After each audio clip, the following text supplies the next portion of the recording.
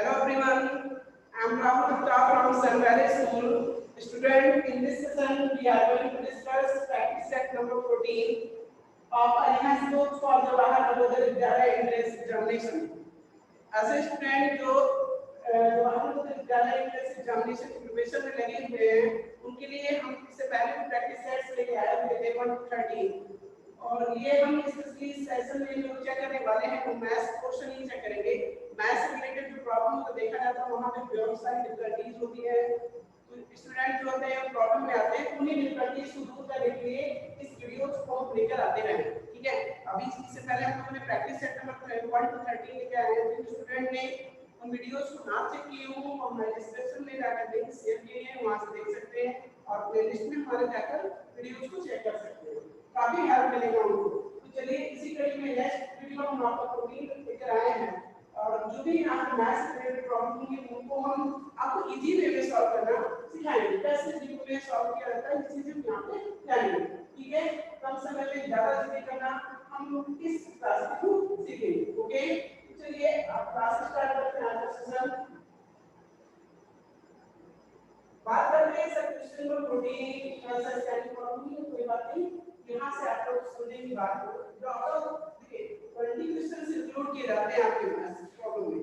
जो भी जब भी आपका इंट्रेंस एग्जामिनेशन होगा वहां पे 20 क्वेश्चन मैथ्स के इंक्लूड किए जाते हैं, उन्हीं 20 क्वेश्चन को 1 बाय 1 करके हम यहां पे डिस्कस करेंगे। ओके, अब बात कर रहे हैं सर 19,000 फर्स्ट क्वेश्चन की बात कर लें। 19,000 प्लस 19 सैकड़े प्लस 19 इकाई बराबर के बराबर है। तो देखिए 19,000 ठीक है 19,000 इस हजार में से होता है 1000 में ऐसे 19 जब आपका ट्रिपल 19,000 हो गया। सर इसमें और क्या प्लस करना है 19 सैकड़े मतलब 19 सैकड़े 1900 की बात कर रहा हूं। 1900 में कितने जीरो डबल जीरो। सर आप थोड़ा सा आइडिया 1000 में कितने जीरो होते हैं ट्रिपल जीरो होते हैं, 100 में कितने जीरो सर डबल जीरो। तो जितने भी सैकड़े की बात करें उतने हम लिखकर उसके असाइड डबल जीरो लगा देंगे तो सैकड़े में हो जाएगा, ट्रिपल जीरो लगा देंगे तो हजार में हो जाएगा। बात समझ आ रही है। अब क्या करना सर यहां से हमें प्लस करना है 19 इकाई 19 इकाई ओनली 19 यहां पे प्लस 19 और कर देंगे। 19 से प्लस करेंगे क्या हो जाएगा देखते हैं। यहां पे 19 आ जाएगा सर ये 9 हो जाएगा और 10 हो जाएगा और एक 9 हो जाएगा 20,919। क्या कोई ऐसा ऑप्शन मैच कर रहा है 20,219? आप देख पा रहे हो ऑप्शन नंबर ए एग्जैक्टली आपका मैच कर रहा है, ऑप्शन नंबर बी आपका एग्जैक्टली मैच कर रहा है, तो बी कर दीजिए। ओके स्टूडेंट्स, तो इसका से ये पॉइंट 1 क्लियर कर दिया गया आपका 41 क्वेश्चन नंबर 41 था।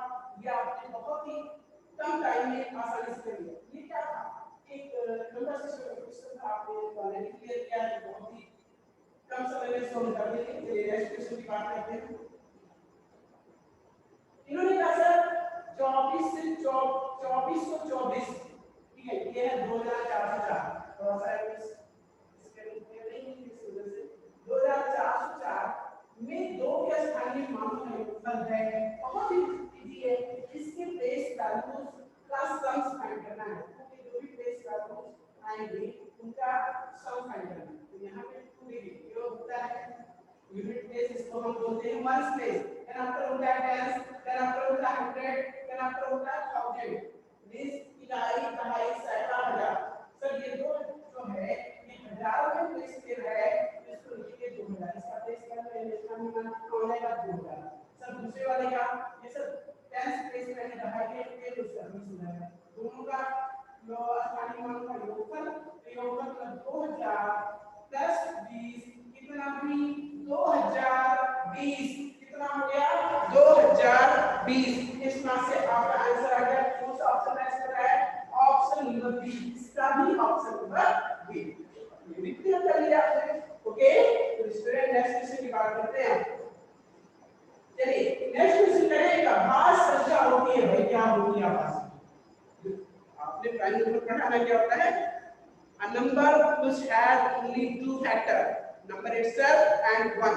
क्यों बेटा एक ऐसा नंबर जिसके केवल दो ही कंपोनेंट होते हैं, वो नंबर स्वयं और 1, तो एक आभास संख्या होती है। मैंने कहा सर लेकिन ऐसा 14 नहीं होना है इसके अलावा डिफरेंट टर्म्स भी आप क्लास में हैं। इन्होंने ना एक सम संख्या है तो होती है भाई, एक अभाज्य संख्या सम संख्या भी हो सकती है, क्यों? क्योंकि आपका जो 2 होता है यानी 2 होता है वो भी एक अभाज्य संख्या लेकिन सम है। 2 is the only even prime number, ठीक है? तो ये भी सही है, हो सकता है ये विषम संख्या 2 के अलावा जितने भी अभाज्य संख्याएं होती हैं वो विषम ही होती है। एक संयुक्त संख्या है, इनमें कोई नहीं। तो देखिएगा अभाज्य संख्या एक सम संख्या है नहीं, क्योंकि अगर हम केवल सम बता देंगे तो बात गलत हो जाएगी। एक विषम संख्या है नहीं, अगर हम केवल विषम बता देंगे तब भी गलत होगा। संयुक्त संख्या है नहीं, अगर हम संयुक्त बता देंगे नहीं, इनमें से कोई नहीं। ऑप्शन दिया ही नहीं है, आप क्या करोगे? इनमें से कोई क्या होता है? दो संख्याओं में दो मिलकर एक नई संख्या बनती है, जैसे आप बोलो सर इससे बनकर नई संख्या बनती है, वो क्या होता है? वो क्या है? किससे किससे मिलकर फॉर्म की है? 2 और 8, ठीक है? तो हमारा ऑप्शन की बात कर रहे हैं तो ऑप्शन में आपका डी होगा, वो करेक्ट ऑप्शन होगा। ओके, डी होगा वो ऑप्शन करेक्ट होगा। ओके, ऑप्शन के सारी स्मैश कर रहे फॉर द प्राइम नंबर। अब बात करते हैं जैसे को क्या करेंगे? एक मंथली की टाइम की लंबाई मंथली की टाइम की लंबाई 40 सेंटीमीटर, चौड़ाई 60 सेंटीमीटर तथा ऊंचाई 50 सेंटीमीटर। इसमें 50 लीटर पानी भरा है, इस टाइम को पानी से पूरा बनने के लिए कितना लीटर पानी और डालना पड़ेगा?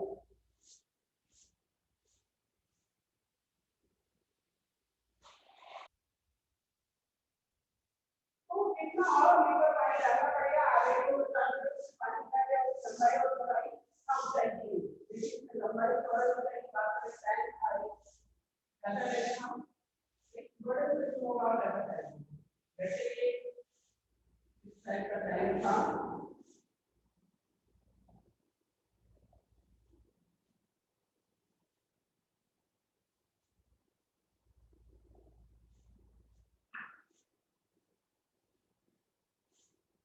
ये टाइम। तो इस टाइम की लंबाई चौड़ाई हो जाएगी या लंबाई के लिए इसकी 40 सेंटीमीटर, चौड़ाई 60 सेंटीमीटर तथा ऊंचाई 50 सेंटीमीटर है। चौड़ाई लंबाई 40 सेंटीमीटर है, 40 सेंटीमीटर कर दिया गया, चौड़ाई कितनी है? 60 सेंटीमीटर, ऊंचाई 50 सेंटीमीटर। ये 60 सेंटीमीटर की चौड़ाई हो गई। ऊंचाई की बात करें तो ऊंचाई कितना? 50 सेंटीमीटर, ठीक है? क्लियर? यहाँ से एल दिया था आपका 40 सेंटीमीटर, ब्रेथ की बात करें तो 60 सेंटीमीटर है, 60 सेंटीमीटर, और हाइट दिया गया है वो आपको 50 सेंटीमीटर। यानी आगे जो ट्रैक है ये ब्रेथ है 50 मीटर और बड़ा है, यानी आगे भी भरा गया है 50 मीटर पानी। कितना भरा गया है? 50 मीटर पानी। अगर हमें इसको पूरा भरना है तो कितना और मीटर पानी चाहिए? इसलिए हमें फोल्डिंग कैपेसिटी निकालनी है, यानी इस टैंक की कितना आयतन है, यानी कितना इसमें आ सकता है, ये चीजें हम फाइंड करते हैं। तो हम टोटल कैपेसिटी के पॉइंट यहाँ पे इसके आधार पे कितना और पानी से भरा जाता है। इसलिए पहले होल्डिंग कैपेसिटी आपको पता है, मतलब टैंक की उन धारिता कैपेसिटी में धारिता ही होता है, उनकी धारिता बोलते हैं। उन धारिता एलबीएल होता है, क्या होता है? एलबीएल। आप देखो ठीक है, ये आपका सेंटीमीटर वेव, ये सेंटीमीटर, ये तो अच्छा सेंटीमीटर। वैसे अगर हम बात करें कि धारिता सुपैड की तो धारिता निकाली जाती कैसे होती है? लंबाई गुणे चौड़ाई गुणे ऊंचाई, एलबीएल ये धारिता आयतन का फार्मूला होता है। इस फार्मूले का यूज करते हुए यार क्या है, यदि मान दिया गया आपका 40 सेंटीमीटर, फिर 60 सेंटीमीटर, हाइट 50 सेंटीमीटर, यहाँ पे दिया गया है 50 सेंटीमीटर, और ये तीनों सेंटीमीटर बता के सेंटीमीटर 2 सेंटीमीटर। अब देखो 424 करने के क्या होता है 120 क्या आएगा कितना सेंटीमीटर क्यूब का आयतन आ गया। बट हमारा जो आयतन दिया गया है वो दिया गया है मीटर। बेटा आपने तो सेंटीमीटर क्यूब में निकाला, लेकिन हमें क्या करना है इसका आयतन मीटर निकालना है। आप एक मीटर क्यूब होता है वो 1000 मीटर 1000 मीटर के बराबर होता है। अब आप कहोगे कैसे ये होता है तो 1 सेंटीमीटर क्यूब क्या होगा? यार 1 सेंटीमीटर क्यूब को 1000 मीटर होता है। 1 सेंटीमीटर क्यूब हमारा कौन मीटर होता है। ये अगर 1 सेंटीमीटर क्यूब कैपेसिटी का कोई कंटेनर है उसका कैपेसिटी होता है 1 ओके। यहाँ से क्या करेंगे सेंटीमीटर क्यूब को लीटर में कन्वर्ट करने के लिए आप 1 2 3 4 लीटर में कन्वर्ट करने के लिए बाय 1000 से मल्टीप्लाई करेंगे तो 1000 से डिवाइड करके कितना आएगा। मिला के यहाँ पे आंसर जो आएगा वो 120 लीटर कितना आ गया। वो कुल घाटा की बात की जाए कुल घाटा हमने निकाल लिया 120 लीटर, लेकिन उसमें आगे भी 50 लीटर यदि टैंक में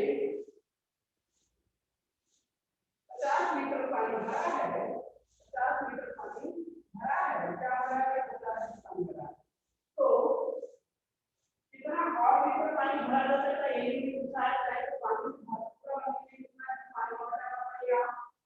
तो टैंक को पूरा भरने के लिए टैंक को पूरा भरने के लिए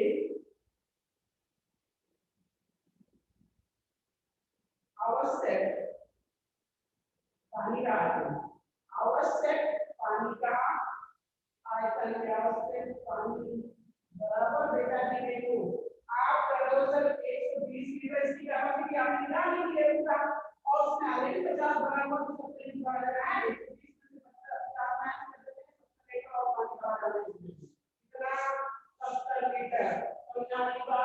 बुनियादी बात बिल्कुल 70 लीटर ओके। कैसे निकाला गया सर इसमें करना क्या था पहले इसकी बॉडी कैपेसिटी टोटल कैपेसिटी निकाल लिया गया और इसकी सेंटीमीटर था और उसके बाद इसको लीटर में कन्वर्ट कर दिया। पहले लीटर में 1 सेंटीमीटर होता है 1000 लीटर के बराबर होता है। अगर आपको कन्वर्ट करके देखिए होता है आप उसको 10 लाख सेंटीमीटर होता है और इसको डिवाइड करके लीटर हो जाएगा और फिर इस तरह से 1 सेंटीमीटर को लीटर में कन्वर्ट करने के लिए 1000 लीटर जब मल्टीप्लाई करेंगे तो ये लीटर में आ जाएगा। पूरी कैपेसिटी लीटर में पता चल जाएगी 120 लीटर और 1000 लीटर भरा हुआ है तो और भरा है। आई होप ये पॉइंट क्लियर हो गया होगा। चलिए नेक्स्ट पॉइंट की बात करते हैं। ये बहुत ही इजी होता है क्या होती है नेक्स्ट की बात करते हैं एक वर्ग की विकर्ण की लंबाई और सेंटीमीटर में वर्ग की विकर्ण लंबाई है क्या है एक वर्ग है ये वर्ग इनका की विकर्ण की जो लंबाई है वो 8 सेंटीमीटर है। इसका विकर्ण है 8 सेंटीमीटर की लंबाई 8 सेंटीमीटर। आप वर्ग ग्रह होती है तो क्या होती है समान होती है लंबाई में क्या होती है समान वर्ग की सभी भुजाएं लंबाई में समान होती है। ये और ये एंगल बनता है इसमें ये भी क्लियर है तो अब निकालना क्या है वर्ग की भुजाएं की लंबाई भी तो निकालनी है। हमने मान लिया a है तो ये भी a है आप आपको पाछा अलग से पढ़नी होती है बेटा a स्क्वायर यानी आधार का स्क्वायर प्लस लंब का स्क्वायर बराबर चौथा स्क्वायर का स्क्वायर ये पाइथागोरस का पाइथागोरस के हिसाब से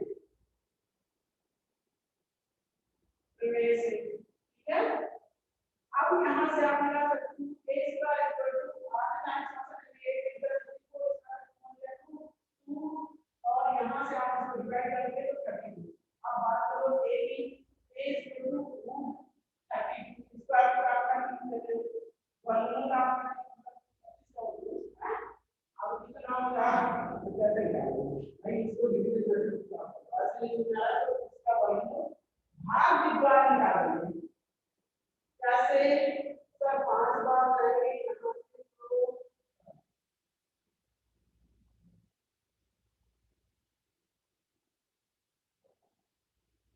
मैंने कहा भाग द्वारा निकालना है तो 32 यहाँ पे चलिए पूरा करें 5 5 5 25 और यहाँ से चला जाएगा 7 10 को लगा देंगे यहाँ से 10 को लग जाएगा अभी क्या आ जाएगा सर यहाँ से डबल जीरो और अब आपको लगाना है आपके 10 आएंगे तो उसके बाद आएंगे उसके आ जाएंगे यहाँ से आ जाएगा मिला के ये आपको आगे तो क्लियर है ना आपने क्लास में सीखा था उसी का यूज कर रहा हूँ ठीक है यानी किसी भी नंबर का वो निकालना तो दो तरीके होते हैं आपके पास दो तरीका होता है तो फैक्टराइजेशन मेथड है और अब आप करो यहाँ से निकालने पर क्या आएगा तो सर आगे क्या आएगा तो यहाँ से क्या आएगा 112 मिला के 1100 समथिंग है हमारे पास 6400 माना है इस बात कर सकते हैं 5 इसी को हम लेते जाते हैं यानी इस तरह से 5.5 क्या है मैच करता है इसका जो वर्गमूल है अप्रॉक्स 5.5 उसको 5.65 इसके बराबर आता है यानी जो उस ऊपर की भुजा की लंबाई होगी लगभग होगी 5.65 क्या ऑप्शन में चला हां ऑप्शन नंबर 3 है फ्रेंड्स ये भी क्लियर हो गया ओके चलिए नेक्स्ट क्वेश्चन की बात करते हैं इन्होंने कहा सर क्वेश्चन नंबर 46 की बात करें क्या गया है 15 मीटर लंबाई तथा 8 मीटर चौड़ाई वाली टायर का क्षेत्रफल अभी क्वेश्चन नंबर 46 15 मीटर लंबाई तथा 8 मीटर चौड़ाई वाले टायर का क्षेत्रफल बेटा बहुत इजी है लंबाई कितनी 15 मीटर चौड़ाई कितनी 14 मीटर चौड़ाई कितनी 8 मीटर ठीक है 8 मीटर क्षेत्रफल एरिया ऑफ रेक्टेंगल क्या होता है एरिया ऑफ रेक्टेंगल आपने पढ़ा है एल इक्वल होता है लंबाई बाई चौड़ाई उसका वे और ये मीटर का वर्ग होता है इसका पूरा 120 इसका मीटर है ना ये सुंदर आना चाहिए तो बात इस तरह से हमने किया इसका एरिया क्या गया 120 वर्ग मीटर बहुत ही काम का पे स्थापित करना ही नहीं था इसमें चलिए बात करते हैं क्वेश्चन 47 अब हम बात करें इन्होंने कहा 2 दशमलव का गुणनफल 20 दशमलव यहाँ क्वेश्चन दिया है 20.7326 है यदि एक दशमलव संख्या 4.13 है तो दूसरा दशमलव है भाई आपसे ऐसे पूछिएगा दो अंकों का गुणनफल अभी दो अंकों का गुणनफल क्या है 10 दो अंकों का गुणनफल कितना है गुणनफल 10 एक संख्या कितनी है 5 है एक संख्या मान लो दूसरी संख्या को कैसे बताओगे आप जब एक दो अंकों का गुणनफल 10 है और एक संख्या 5 है दूसरी संख्या क्या करते हैं इस गुणनफल में एक प्रोडक्ट है इसमें वहां पर हम डिवाइड कर देंगे भाई तभी इसका आ जाएगा क्या है एक नंबर होता है दूसरा निकालना है तो हम डिवाइड करेंगे क्या करेंगे डिवाइड कर दीजिए डिवाइड करेंगे तो कर देंगे क्या करना है यहां पे दिया गया लगभग 20 दशमलव इसका मूल्य कितना लगा है 20 दशमलव 7326 क्या भाई ये गुणनफल था 7326 डिवाइड किससे करना वाला नंबर दिया गया है एक नंबर दिया गया है 4.13 अगर इससे डिवाइड कर देंगे तो दूसरी संख्या आ जाएगी बात समझ में आई है अब क्या करेंगे आपको तो समझ आ रहा होगा ना इसमें कुछ ऐसा नहीं है कुछ अलग से कॉन्सेप्ट नहीं है डिवीजन है जैसे मतलब आप देखो डिवीजन को रिप्लेस करेंगे अब देखिए ना रिप्लेस करने का वे है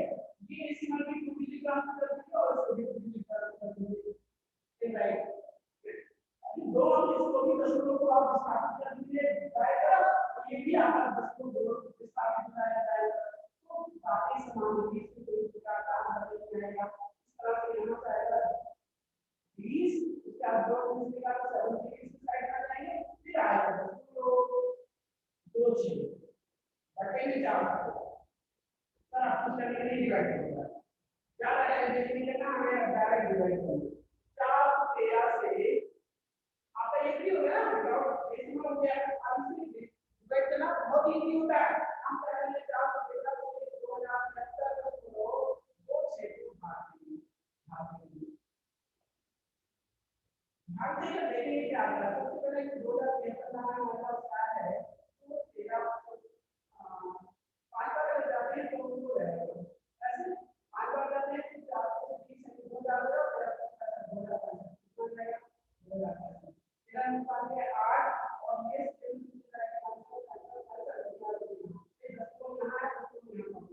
यही तरीका होता है। आप भाग करते हैं ऐसे ही, आप क्या करोगे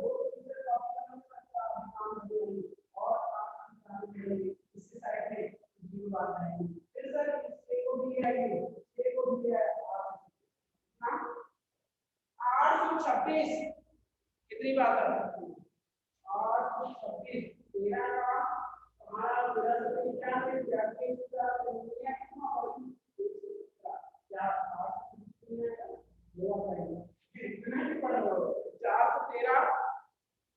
413 तो यस हम कह रहे थे कितनी बार जाएंगे भाई 2 बार जाएंगे, यहाँ से 2 बार जाएंगे तो हो जाएगा 413 दूना 826। कहने का मतलब यहाँ से आएगा 5.02, यानी दूसरी संख्या क्या हो जाएगी 5.02। क्या ऐसा कोई ऑप्शन है? हाँ, option number D exactly match कर रहा है 5.02। तो ये भी क्लियर हो गया। चलिए नेक्स्ट पॉइंट की बात करते हैं। ओके, इन्होंने कहा क्वेश्चन नंबर 48 की बात कर लें। एक संगठन में 3,450 कर्मचारी हैं, इनमें से 42% कर्मचारियों ने पदोन्नति प्राप्त की हो तो कुल कितने कर्मचारी पदोन्नत हुए हैं? भाई इसी का 42% टोटल जो दिया गया, जितने कर्मचारी, कितने कर्मचारी थे वहां पे 3,450 कुल कर्मचारी थे, इसी के 42% पदोन्नत हुए हैं, तो इसका 42% निकाल लेते हैं। 3,450 का 42% जो आएगा, ये परसेंटेज फाइंड करने के लिए तो होता है जितने प्रतिशत बटे में 100।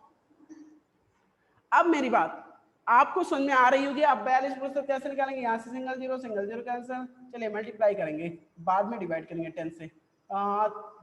इस 42 को डायरेक्ट कर देते हैं, तो 42 पंचे कितना होता है भाई? 4 पंचे 20 होता है, 210 होता है, 210 के जीरो हो जाएगा, 21 इसमें हासिल आएगा सर। 42 और 4 का गुणा किया जाए तो कितना होता है 168। अरे 4 चौक 16 और 2 चौक 8, 168 और 21 कितना भाई 189। कितना 189 के 9 18 हाथ आ जाएगा, मतलब हासिल यानी फॉरवर्ड कैरी। और इस तरह से 42 कितना होता है सर? इसका तो होता है सर 126। क्या 4 3 12 2 3 6 और 18 कितना होता है सर? 126 और 18 8 6 14 144 कितना 144। और ये भी हो जाएगा इसके साथ कुल मिला के 14,490। 14,490 बटे में अभी 10 है, ये मैंने ध्यान नहीं दिया, इसी वजह से तो रॉन्ग हो रहा था। 10 यानी एक सिंगल जीरो कैंसिल। 1449 लोग ऐसे हैं जो पदोन्नत हुए हैं। कैसे कितने लोग हैं? 1449 लोग अमंग 3450, मतलब 3,450 लोगों में। बात समझ में आ गई? तो ऐसा कोई ऑप्शन मैच कर रहा है? 1449 ऑप्शन नंबर ए। कौन सा ऑप्शन? Option number A. अब हम बात करते हैं क्वेश्चन नंबर 49 की, जिसमें दिया गया है यदि बिस्कुटों के 12 पैकेटों का मूल्य 240 है तो बिस्कुटों के 8 पैकेटों का मूल्य होगा। बेटा इस टाइप के क्वेश्चन जब भी आते हैं तो यूनिटरी मेथड यूज किया जाता है वहां पे। एकल विध, चलो देखते हैं कौन सा एकल विध होता है। आप भी इसमें और डायरेक्ट वे भी होता है, बहुत सारे तरीके होते हैं, लेकिन मैं आपको क्लियर कर दे रहा हूँ। जैसे इन्होंने कहा सर 12 पैकेट का जो 12 पैकेट जो भी था, क्या था भाई, बिस्किट थे, उसका मूल्य कितना था? इन्होंने कहा उसका मूल्य दिया गया था यहाँ पे 240 रुपए थे। चलो रुपीस का सिंबल नहीं नोट किया, कोई बात नहीं, अभी कर लेंगे। 240 हो गया। अब इन्होंने कहा तो 8 पैकेट का, पहले एक पैकेट का लो, तो cost of 1 packet of biscuit, एक पैकेट का अगर निकालना हो तो 240 में सर 12 से ही भाग दे देंगे तो एक पैकेट का कॉस्ट पता चल जाएगा, यानी ₹20। 12 एकम 12, 12 दूना 24, कुल मिला के 20 रुपए एक पैकेट का आ गया। सर कितने पैकेट का दाम निकालना था? 8 पैकेट का, तो 8 पैकेट का कॉस्ट कितना हो जाएगा? 20 गुणे 8, यानी कुल मिला के 20 अट्ठे 160 रुपए भैया। कितना? 160 रुपए। बात समझ में आ गई? एक पैकेट का निकाल लिया गया। अब एक पैकेट से जितने भी पैकेट का इन्होंने पूछा उतने से गुणा करके हम उतने नंबर ऑफ पैकेट्स का कॉस्ट फाइंड कर लेंगे। बात समझ में आ गई? 160 रुपए। कौन सा option correct? Option number A. Which option correct? Option number A. चलिए बात कर लेते हैं क्वेश्चन नंबर 50 की। ये भी क्लियर कर दिया हमने, 49 भी। अब हम बात करेंगे क्वेश्चन नंबर 50 की। राम को परीक्षा में श्याम से 8 अंक अधिक मिले, अनिल को उसी परीक्षा में राम से 4 अंक अधिक मिले। यदि तीनों को मिलाकर कुल 128 अंक मिले हों तो राम को मिलने वाले अंक हैं।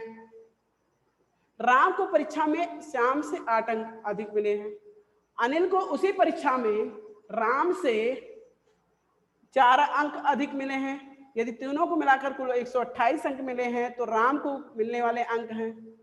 फिर राम को कंपेयर किससे किया गया था? श्याम से। श्याम से 8 अंक अधिक मिले थे राम को, और जितना राम को मिला है श्याम अनिल को उससे 4 अंक अधिक मिला है। तो पहले श्याम की मान लेते हैं। माना लेट कर लेते हैं श्याम मार्क, यानी श्याम का जो अंक है, चलो हिंदी में लिख देते हैं। श्याम का अंक क्या है भाई? मान लेते हैं x था, वो x मार्क्स पाया था। तो राम का कितना मिला होगा? सर राम जो पाए हैं वो इससे 8 अंक अधिक मिला उनको, तो x + 8 हो जाएगा राम। अब इन्होंने कहा कि अगर राम x + 8 है तो अनिल को कितना मिला? इससे भी 4 अंक अधिक मिला है, राम से भी 4 अंक अधिक। तो अनिल का अंक कितना हो जाएगा? अनिल का अंक हो जाएगा x + 8। तो इनको मिला था राम को, लेकिन 4 अंक इनको और अधिक मिला, यानी +4 इसमें हो जाएगा। कुल मिला के x + 12 हो गया इनका। चलो तीनों के अंक हमने पता चले। कुल अंक कितने मिले भाई? कुल अंक पता है 128। 128 कुल मिला लो, कुल मिलाकर ax + x + 8 + x + 12 भाई कितना? 128। कितना? 128। कितने टाइम x आ रहा है? x 3 बार x है, यहाँ पे 3 टाइम x है तो 3x हो जाएगा। सर नंबर एक साथ ऐड कर लो, 12 8 20, उधर जाएगा सब्ट्रैक्ट हो जाएगा 128 माइनस का 20। बात सुनने आ रही है ना? इस तरह से x = यहाँ से क्या आएगा? 108 बचेगा और डिवाइड बाई 3 हो जाएगा, यानी यहाँ से 3 से भाग देने पर क्या आ जाएगा? 36। यहाँ कितना होता है? 108 ही तो होता है। अरे 3 त्रिका 9 और 3 6 18, 36 में 108, यानी x बराबर कितना आ गया? 36। राम को कितने अंक मिले? ये जानने के लिए हमने क्या माना था? राम को कितने मिले हैं? इन्होंने क्वेश्चन में तो ये पूछा है कि राम को कितने अंक मिले हैं, तो राम को मिलने वाले अंक हैं x + 8। अतः राम को मिले अंक हो जाएंगे, राम को मिले अंक, कितने अंक मिले हैं? x + 8। x मीन्स कितना आ गया? 36। तो 36 में 8 और जोड़ दो, कितना? 44। कितने अंक मिले हैं राम को? 44। कितने मिले? 44। कौन सा option correct? Option number B. Which option correct? Option number B. Okay, तो बात समझ में आ गई होगी ये भी। चलिए नेक्स्ट क्वेश्चन की बात करते हैं। यहां से हमने 41 to 50, सॉरी जो 41 to 50 10 क्वेश्चंस ऑलरेडी क्लियर कर दिए हैं। अब रिमेनिंग 10 क्वेश्चंस की बात आती है, चलिए उनको भी देखेंगे 1 by 1 करके। इन्होंने कहा 6 के पहले 4 गुणजों का योग, तो बहुत इजी भाई, 6 का फर्स्ट 4 मल्टीपल ऑफ 6, यानी 6 के पहले 4 गुणज क्या क्या होंगे। 4 का पहाड़ आता है ना आपको, 6 का पहला ही गुणज 6 होता है सर। दूसरा 12, तीसरा 18, चौथा 24। तो जोड़ने की बात कर रहा था इसलिए प्लस लगा दिया, कोई बात नहीं, प्लस तो करना ही है। चलो ये पहले 4 गुणज हो गए किसके, 6 के, सबको जोड़ना है, सबको जोड़ना है। 24 और 18 कितना भाई, 8 4 12 42, कितना हो गया 42। 42 और 12 कितना सर 54, 54 और 6 कितना 60। कौन सा आंसर करेक्ट होगा, ऑप्शन नंबर डी, यहीं पे ये छुपा हुआ है, ऑप्शन नंबर डी 60 करके, इसी को टिक कर दो। ओके, तो ये भी क्लियर कर दिया। वे गुणज की बात कर रहे हैं, तो गुणज होता क्या है भाई, जो टेबल आप रीड करते हो वो गुणज होता है। मतलब जो इस किसी भी वैल्यू में जो एक कंसेक्यूटिव नंबर से मल्टीप्लाई करने पे जो अपकमिंग नंबर्स होते हैं वो उसके गुणज होते हैं, मल्टीपल होते हैं। जैसे 6 में हम किससे मल्टीप्लाई करते हैं, 2 से, तो 6 2 12, 3 से 18, 4 से 24, यानी किसी एक पर्टिकुलर नंबर से सेम नंबर मल्टीप्लाई करने पे जो नंबर्स गेन होते हैं वो उसके मल्टीपल होते हैं। तो इस तरह से निकाला जाता है। बात क्लियर। चलिए नेक्स्ट क्वेश्चन की बात करते हैं। अब इन्होंने कहा सर 128, 288 तथा 160 का मासा, बहुत इजी है, एचसीएफ निकालना है हमें 128 और क्या है 228, 88 नॉट 28 और 160। सर इसका निकालने के लिए हम डिवीजन मेथड यूज करेंगे। वैसे बहुत सारे प्राइम फैक्टराइजेशन मेथड होता है, कॉमन फैक्टर मेथड यूज होता है, लेकिन हम यहाँ डिवीजन मेथड के थ्रू करेंगे। कैसे, इसको 2 से करेंगे तो 6 2 12, यानी 6 दूनी 12, 4 दूनी 8, 64 आ जाएगा। सर इसको भी 2 से काटेंगे, 14 दूना 28, 4 दूनी 8, फिर 2 से काटेंगे, 8 दूनी 16, 80 हो गया। सर आगे किससे काटेंगे, 2 से काटो, 32 दूना 64 और यहाँ से 7 दूना 14, 2 दूना 4 और 40 दूना 80, कुल मिला के भी 2 से कटेगा। सर 16 दूना 32, 36 दूना 72, 20 दूना 40, अभी भी कटेगा सर, 2 से ही काट दो, 8 और कितना 18 और ये 10। सर अभी 2 से कटेगा, 2 से कटेगा मतलब यहाँ पे 4, यहाँ 9, यहाँ 5। सर एचसीएफ निकालना है, क्या निकालना है एचसीएफ। बेटा जितने भी फैक्टर यहाँ डिवीजन में आए वो सब कॉमन है, बाकी आप देख लो किसी भी सेम नंबर से कटेंगे नहीं। 4 9 5 ये डिफरेंट नंबर्स हैं, ये को प्राइम नंबर्स के सेट हैं, तो इनको हम कह सकते हैं सर किसी सेम नंबर से कटने वाले नहीं, तो इनको ऐसे ड्रॉप कर दीजिए। अब जो फैक्टर हमने फाइंड किए उन्हीं का मल्टीप्लाई करके एचसीएफ हम फाइंड कर लेंगे। कितने हैं, 2 के कितने मल्टीपल आए हैं, 1 2 3 4, कितने फैक्टर नॉट मल्टीपल, 1 2 3 4 5, यानी 2 का 5 बार गुणा किया जाए तो कितना आ जाता है 32। अरे करके देख लो, 2 दूना 4 दूना 8 दूनी 16 दूना 32। इस तरह से इसका एचसीएफ क्या आ जाएगा 32। बहुत ही इजी था, आप अपने तरीके से भी कर सकते हो, आपने बहुत सारे तरीके सीखे हैं, एक तरीका ये भी होता है, आपने क्लियर कर लिया इसको। ओके स्टूडेंट्स, तो नेक्स्ट क्वेश्चन की बात करते हैं 53 की। इन्होंने कहा यदि रमेश के पास अपने धन का 3/7 भाग खर्च करने के लिए के बाद 1000 शेष रहते हैं तो प्रारंभ में उसके कितने रुपए थे, प्रारंभ में उसके पास कितने रुपए थे। देखिए रमेश के पास अपने धन का 3/7 भाग खर्च करने के बाद 1000 शेष रहते हैं, सॉरी 1000 नहीं, सॉरी ये आपका थोड़ा सा रीडिंग प्रॉब्लम हुई, यहाँ पे 100 रुपए शेष रहते हैं। तो प्रारंभ में उसके पास कितने रुपए थे, 3/7 भाग खर्च किया उसने, यानी बचाया कितना। अगर 3/7 भाग, कुल भाग कितने थे 7 भाग थे, जिसमें से उसने 3 भाग, ऐसा ही तो हुआ भाई। खर्च उसका, रमेश जो भी खर्च करता है 3/7 भाग, यही तो सर बचा हुआ भाग, यानी बचा हुआ भाग, सर बचा हुआ भाग अगर बात करें तो एक भाग पूरा था उसके पास, जब स्टार्टिंग में कोई चीज थी तो पूरा था, उसमें से 3/7 खर्च किया, यानी 7 एकम 7, चलो दिखा देते हैं, 7 में से 3 जाएगा 7 एकम 7 और मित्र से 3 जाएगा, फिर बटे में 7, यानी 4/7 भाग उसके बचे हुए हैं, 4/7 भाग बचा हुआ उसका, जो किसके बराबर है ₹100 के बराबर है, यानी 4/7 भाग जो बचा है ये 100 रुपए के बराबर है। किसके बराबर, ₹100 के बराबर। तो ठीक है सर, ये पूरा भाग कितना था ये जानने के लिए हम इसका यहाँ पे गुणा कर देंगे, यहाँ मल्टीप्लाई, और दैट साइड जाके ये डिवाइड हो जाएगा। कुल मिला के एक भाग बराबर आ जाएगा 100 गुणे 7/4। भाई 4 एकम 4, 25 चौका 100, 25 सत्ते कितना होता है, 25 सत्ते 175 रुपए। यानी उसके पास कुल स्टार्टिंग में एक भाग जो पूरा रुपया था वो 175 रुपए थे। यही आंसर हो गया। कुल कितना उसके पास बचा था, 100 बचा नहीं था, स्टार्टिंग में था कितना, 175 रुपए। बात क्लियर हो गई, बिल्कुल क्लियर हो गई। 175 रुपए का ऑप्शन है, हाँ सर।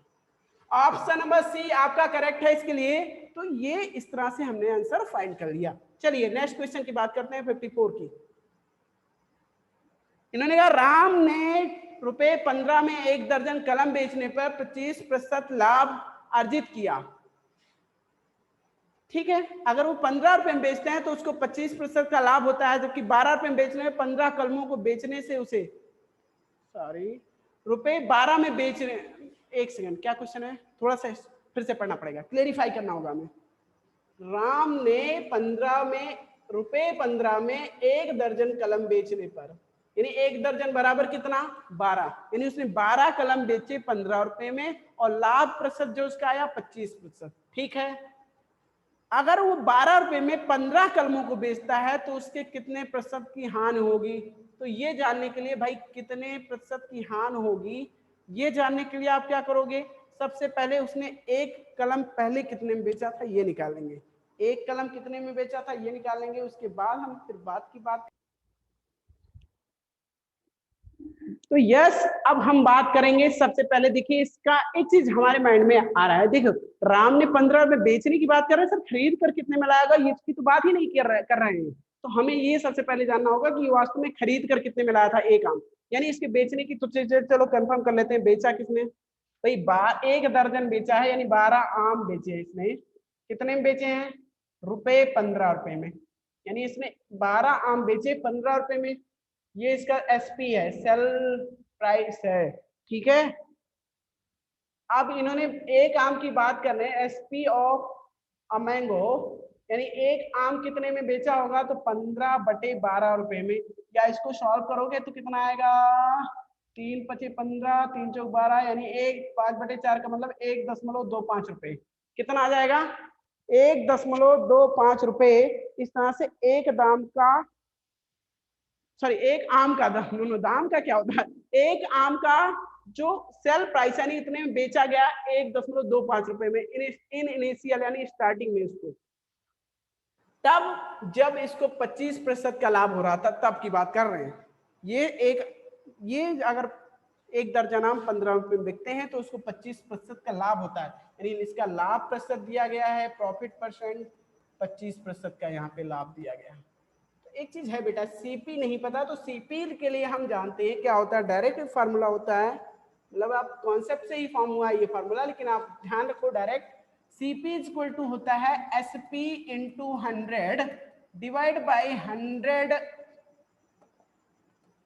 Plus profit percent. आपने कहा सर प्रॉफिट परसेंट, ये कैसे, चलो अगर हम सीपी की बात कर लें, सीपी यानी एक आम का दाम कितना था, एक आम का क्रय मूल्य, आम का क्रय मूल्य निकालना है तो वही सीपी बोल रहे हैं इसको, कॉस्ट प्राइस।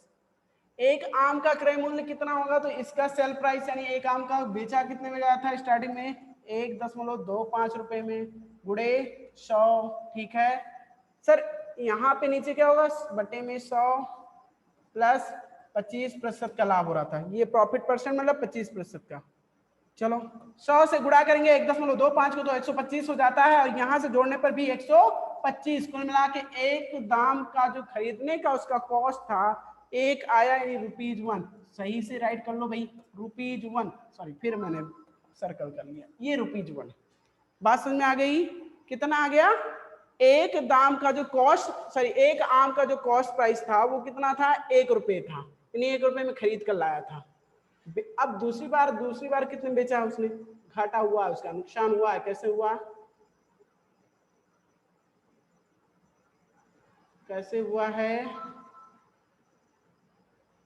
ये जानने के लिए हमें क्वेश्चंस पे आना होगा। उसने फिर क्या किया सर, 12 रुपए में ही 15 आम बेच दिए, तो यहाँ पे इसकी बात गलत होगी, ये नुकसान हो जाएगा इसका। 1 रुपए में एक आम खरीद कर लाया था वो बेचने के लिए, अगर उसने 12 रुपए में यानी 15 आम बेचे कितने में, 12 रुपए में, यहाँ पे 12 आम, ये सेकेंड कंडीशन है जब दूसरी बार उसने बेच दिया।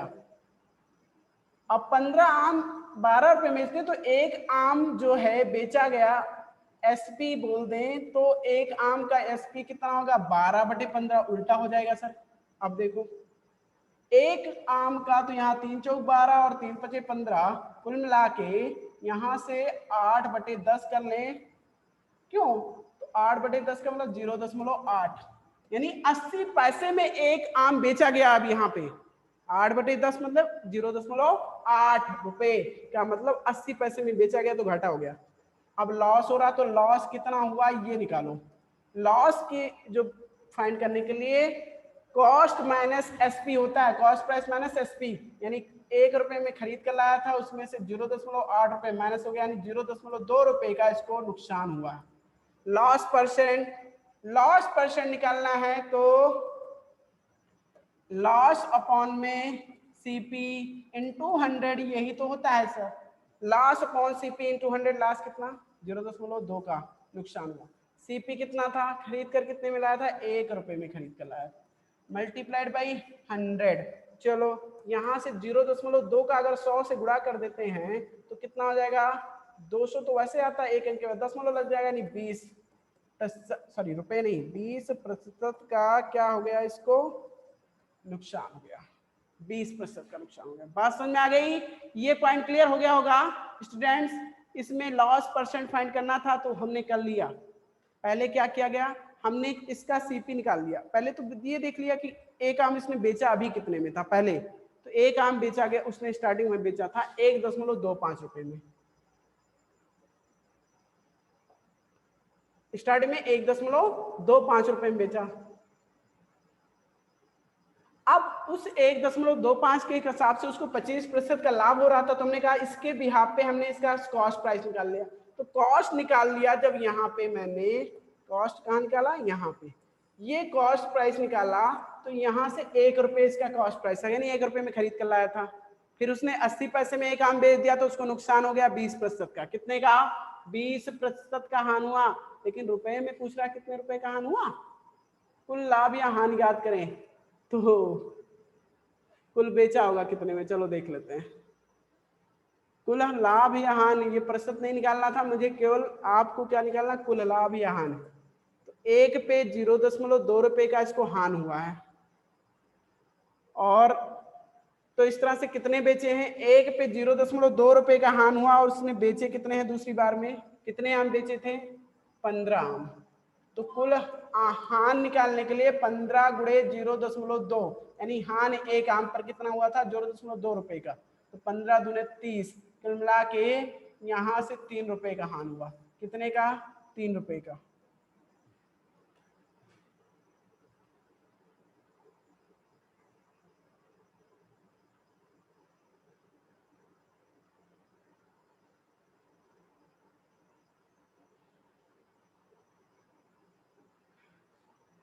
नहीं सॉरी, मैं क्वेश्चन जो डिस्कस कर रहा था वो 54 था, बाद में मैंने देख लिया इस 55 को, इसी वजह से प्रॉब्लम हो रही थी।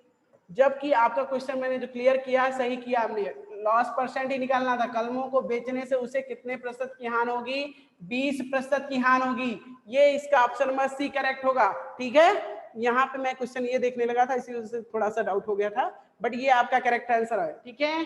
तो आई होप स्टूडेंट ये भी क्लियर हो गया होगा। चलिए नेक्स्ट क्वेश्चन की बात करते हैं अब। सोमेश 2 रेडियो बेचता है जिसमें से प्रत्येक का विक्रय मूल्य 150 है। एक रेडियो 25% लाभ और दूसरा 25% की हानि पर बेचा गया है। कुल लाभ या हानि याद करें। प्रत्येक का विक्रय मूल्य 150 है, रेडियो 25% लाभ पर एक बेचा गया, दूसरा 25% की हानि पर बेचा गया। तो आप ये जान लो इसका क्रय मूल्य अलग अलग रहा होगा, क्योंकि विक्रय मूल्य तो एक ही है, यानी एक ही रेट में बेचने पर एक पर लाभ हो जाता है और एक पर हानि हो जाता है। इसका मतलब उसका खरीदने का जो मूल्य था वो अलग अलग था। तो एक का मान लेते हैं x। भाई अगर डायरेक्ट निकालना हो सीपी ऑफ, दो रेडियो है तो पहले रेडियो का निकालना हो सीपी ऑफ फर्स्ट रेडियो, तो यहाँ पे आपको फार्मूला अभी मैंने बताया था, क्या होता है SP into 100 by 100 plus profit, ये होता है प्रॉफिट परसेंट। ठीक है,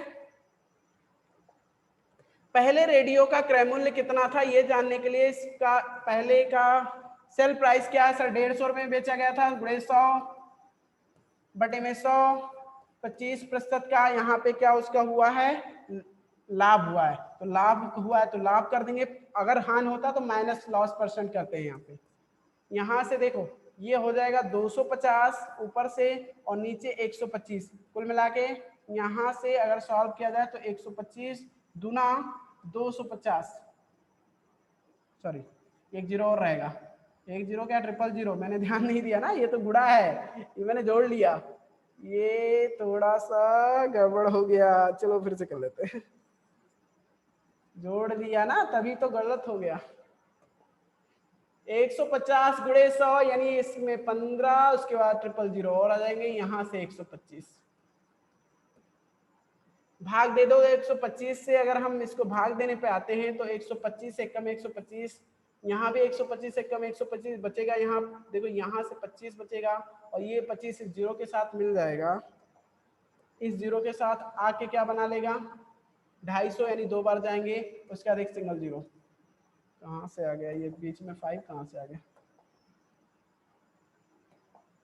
कुल मिला के 120 आएगा, कितना आएगा 120, यहां से आ गया, यानी उसका जो क्रय मूल्य था पहले रेडियो का वो 120 रुपए था। बात समझ में आ गई।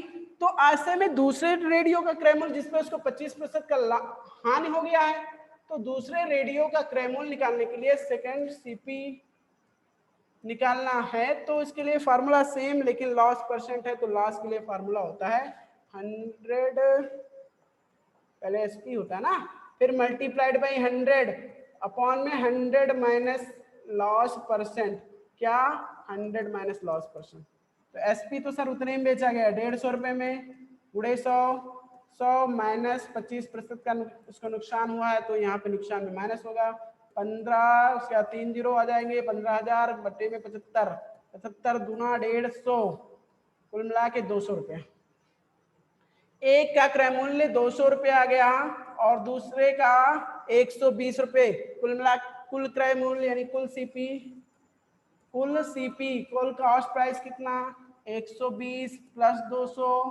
बराबर कितना 320 रुपये में खरीद कर लाया था, कुल सीपी कुल एसपी, अब कुल एसपी की बात करो, 150 में एक बेचा, दूसरा भी 150 में बेचा गया, 300 रुपये में बेचा गया, कितने में बेचा गया, हानि हो गया सर ये तो कम में बेच रहा है ज्यादा में खरीद कर, तो हानि हो गया कितने का, हानि निकालने के लिए कुल सीपी से इसके कुल एसपी को माइनस कर दो, ये हो गया 20 रुपए का हानि, कितने का ₹20 का। बात समझ में आ गई, क्यों वो 320 रुपए में खरीद कर लाया था जबकि बेच रहा है 300 रुपए में, इट मीन्स उसको 20 रुपए का नुकसान हो गया। तो आई होप ये भी क्लियर हो गया होगा स्टूडेंट। तो चले नेक्स्ट क्वेश्चन की बात करते हैं।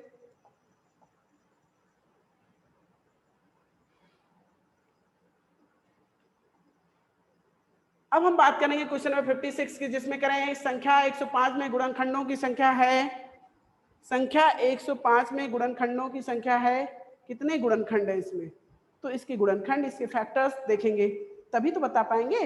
अगर आपको ये जानना है कि कितने गुणनखंड है तो इसके फैक्टर करोगे, फैक्टर्स कैसे निकालेंगे।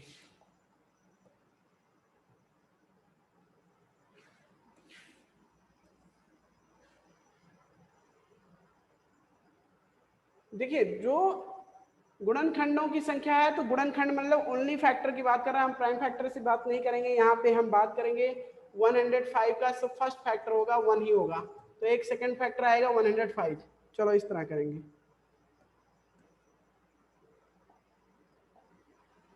सर 105 को अगर हम देखें तो 3 से भी डिवाइड कर सकते हैं, 3 से डिवाइड करने पे आएगा 35 यानी एक सेकंड फैक्टर हो गया। इसको डिवाइड कर सकते हैं 105 को बाई 5, तो किस क्या आएगा, यहाँ से आएगा 15, नो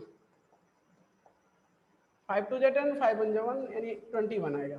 इसको हम डिवाइड कर सकते हैं बाई 7, तो यहाँ से आएगा 15। अब 105 किससे डिवाइड होगा, अगेन ये सर किसी और से डिवाइड नहीं होगा, सब 15 से होगा, तो मैंने 15 तो डायरेक्ट यहाँ पे राइट ही कर लिया। अब कितने फैक्टर आ गए इसके, ये सारे गुणनखंड हैं 1 2 3 4 5 6 7 8। कितने गुणनखंड होंगे इसके, 8 ऐसे फैक्टर्स हैं जो इसको पूरी तरह से डिवाइड कर सकते हैं। वो क्या क्या है मैंने दिखा दिया, हमें संख्या बतानी थी, तो ये हो जाएगा ऑप्शन नंबर ए।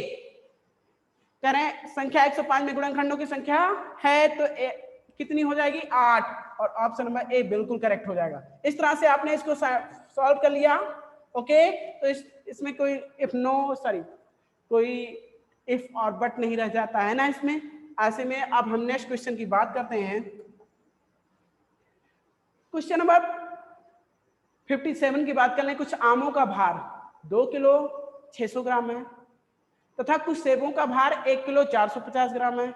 आमों का भार सेबों के भार से कितना अधिक है, तो कितना अधिक है अंतर निकालना है हमें, तो घटाना पड़ेगा। चलो, आम का भार दिया गया है 2 किलो, एक तरफ केजी है और एक तरफ जी है, तो केजी में 2 किलो आम दिया गया और यहाँ ग्राम में 600 ग्राम दिया गया है। सेब जो दिया गया है, सेब का भार दिया गया है 1 किलोग्राम 450 ग्राम, घटा दो, यहाँ 10 में से 5 जाएगा 5 और 5 में 4 जाएगा 1 और 2 में से 1 जाएगा 1 किलो 150 ग्राम का अंतर है। इन्होंने कहा आमों का भार सेबों के भार से कितना अधिक है, 1 किलो 150 ग्राम। कौन सा ऑप्शन करेक्ट होगा, डी। तो ये तो बहुत इजी था, आपने कर लिया इसको। चलिए नेक्स्ट क्वेश्चन की बात करते हैं। अब हम बात करेंगे पॉइंट नंबर 58 की, जिसमें कह रहे एक रेलगाड़ी है 80 किलोमीटर प्रति घंटे की गति से चलती है और कुछ दूरी 4.5 घंटों में पूरी करती है। भाई इसकी स्पीड पता है, टाइम पता है, उसकी दूरी को 4 घंटों में पूरा करने के लिए रेलगाड़ी की गति है। हाँ, तो पहले दूरी तो निकाल लो, दूरी पता चल जाएगी तो हम गति निकाल लेंगे। ठीक है, कैसे, चलो मैं बताता हूँ कैसे। पहले उसने कहा कि उसकी गति जो थी 80 किलोमीटर प्रति घंटे की चाल से जा रही थी, उसको उस दूरी को तय करने में जो भी पर्टिकुलर डिस्टेंस उसने कवर किया है उसको तय करने में 4.5 घंटे का समय लगा उसको। तो पहले दूरी निकालो, यानी उस रेलगाड़ी द्वारा चली गई दूरी, रेलगाड़ी द्वारा चली गई दूरी, भाई डायरेक्ट मुद्दे की बात करो। दूरी कितनी चली है उसने, ये निकालने के लिए हम क्या करते हैं, दूरी बराबर होता है क्या, चाल गुणे समय। चाल ये 80 किलोमीटर प्रति घंटे की रही है इसकी, और समय इसको लगा है, समय कितना लगा है बेटा जी, समय इसको लगा है 4.5 घंटे। ठीक है, ये टाइमिंग है इसकी। घंटे कैंसिल यानी आवर कैंसिल, कुल मिला के दूरी किलोमीटर में आ जाएगी। कितनी आ जाएगी ये देखना है, 8 और 8 मतलब 45 और 8 का 5 40 की 0, 8 चौक 32 और 4 36 0, कुल मिला के यहाँ से एक 10 अंक के बाद दशमलव आ जाएगा, तो 360 किलोमीटर की दूरी आ जाएगी। रेलगाड़ी द्वारा चली गई कुल दूरी जो है वो 360 किलोमीटर, वो 360.0 लिखा गया है, यहाँ पे दशमलव लगा हुआ है, 360.0। ओके, अब हम बात करते हैं, अगर उसने इतनी दूरी तय किया, अब लेकिन कह रहा है अगर उसी दूरी को उसे 4 घंटे में पूरा करना होता तो रेलगाड़ी की गति क्या होती, तो उसी दूरी को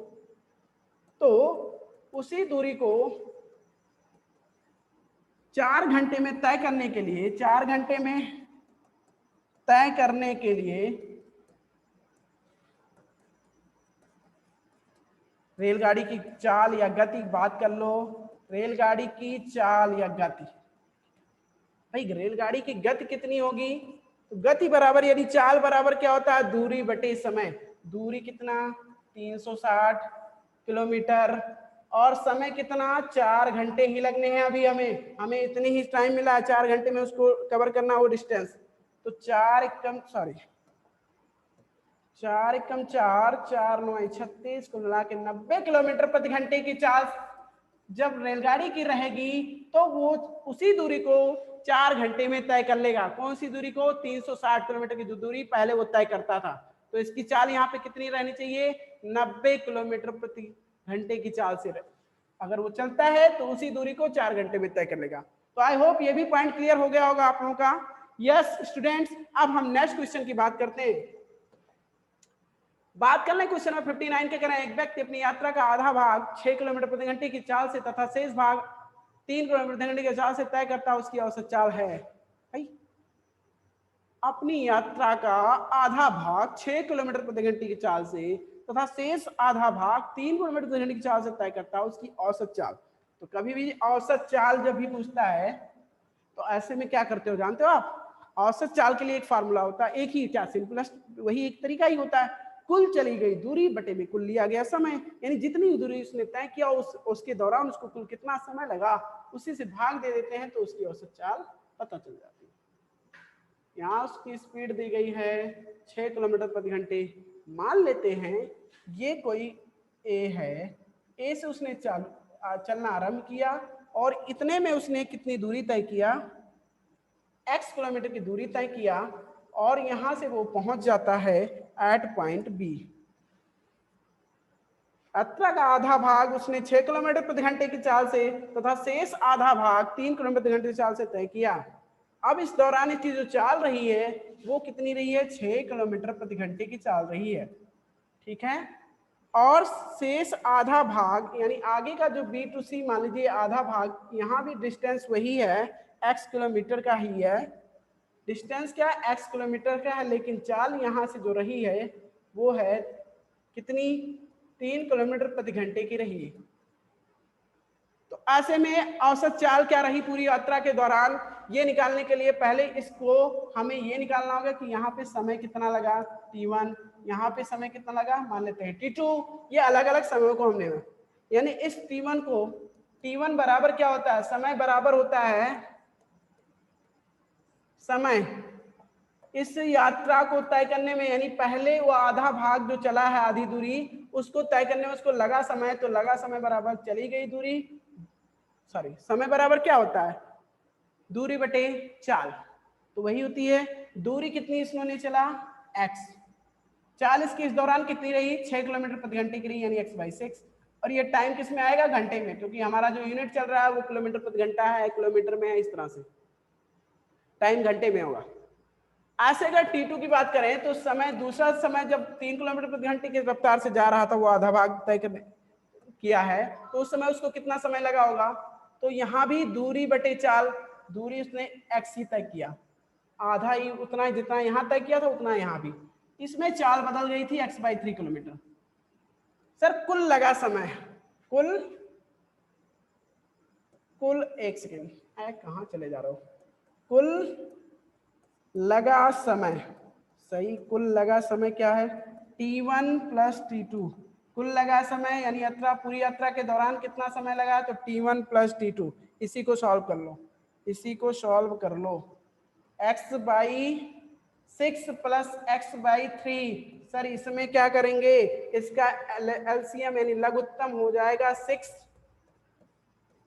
और ये 3 2 जा, सॉरी 6 1 जा यानी x ही होगा, यहाँ 3 2 जा यानी 2x हो जाएगा, कुल मिला के 3x/6 हो जाएगा। क्या समझे?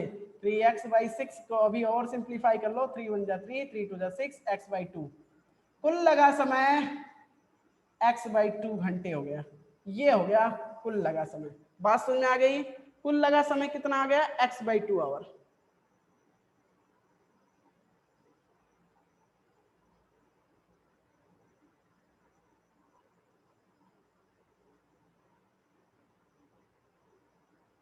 अब हम करेंगे कुल लगा समय, कुल चली गई दूरी की बात कर लो।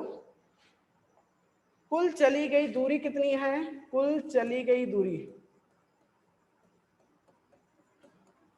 कुल चली गई दूरी जो इसकी है, पहले x चला था, बाद में भी x चला, यानी इस तरह से 2x किलोमीटर चला। x और x कितना हो गया? 2x kilometre. तो चलो अब औसत चाल निकालते हैं। क्या निकालना? हमें जो निकालना वही तो निकालेंगे ना, औसत चाल। क्या निकाल लोगे? क्या निकाल लोगे? औसत चाल, औसत चाल। औसत चाल बराबर कुल चली गई दूरी बटे में कुल लिया गया समय। कुल चली गई दूरी इसके तरफ से 2x किलोमीटर थी और कुल लिया गया समय था x/2।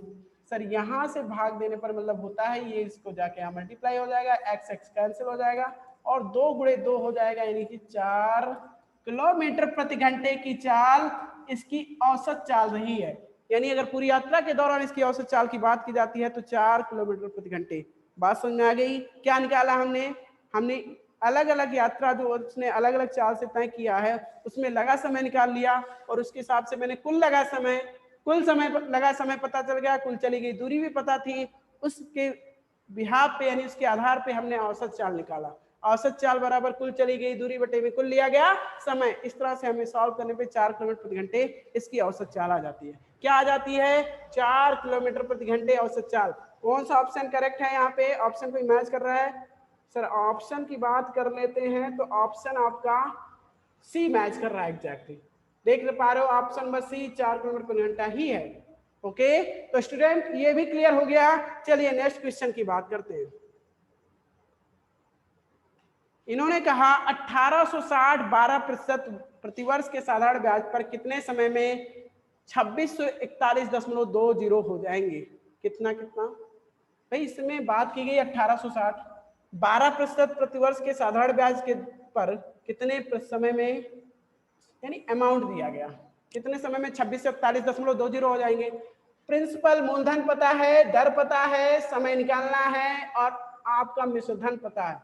तो आप जानते हो पी दिया गया है इसमें 1860, रेट ऑफ इंटरेस्ट दिया गया 12% पर एनम 12% वार्षिक। समय निकालना है, अमाउंट क्लियर है आपका 2641.20। टाइम निकालना है तो पहले टाइम निकालने के लिए पहले एसआई निकाल लो। साधारण ब्याज कितना हुआ? एसआई इक्वल टू होता है A minus P, amount minus principal, मिश्रधन माइनस मूलधन। तो ए माइनस पी कितना, यानी सॉरी 2641, ये 2641.20 माइनस का 1860 ये हो जाएगा। चलिए 20 तो रहेगा ही, 11 में 1 में से जुड़ जाएगा तो 1 और 14 में से 6 जाएगा तो 8, कुल मिला के 5 में से 15 में से 8 जाएगा 7 और 1 में से 1 जाएगा 0, यानी 781.20 ये साधारण ब्याज आ गया। क्या निकालना है? समय। क्या निकालना है? समय। तो समय निकालने के लिए जो फार्मूला होता है टी इज इक्वल टू, अगर आप बात कर रहे हो टी की तो ऐसे में टी इज इक्वल टू जो होता है क्या होता है, S I into 100 by P into R. साधारण ब्याज में समय के लिए फार्मूला होता है, क्या होता है, साधारण ब्याज गुणे 100 बटे में मूलधन गुणे दर। सर साधारण ब्याज इसका आया है 781.20 गुणे 100 कर देते हैं यहां से और बटे में क्या हो जाता है, P मीन्स कितना 1860, दर मतलब कितना 12% का दर था। इसमें अगर हम बात कर लेते हैं, अब थोड़ा सा कैलकुलेशन रह गया है तो 78120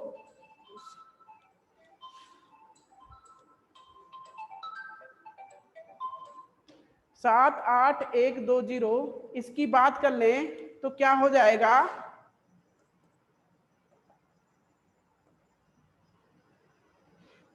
अरे 10 हट जाएगा 100 से गुणा होने पर और क्या हो जाएगा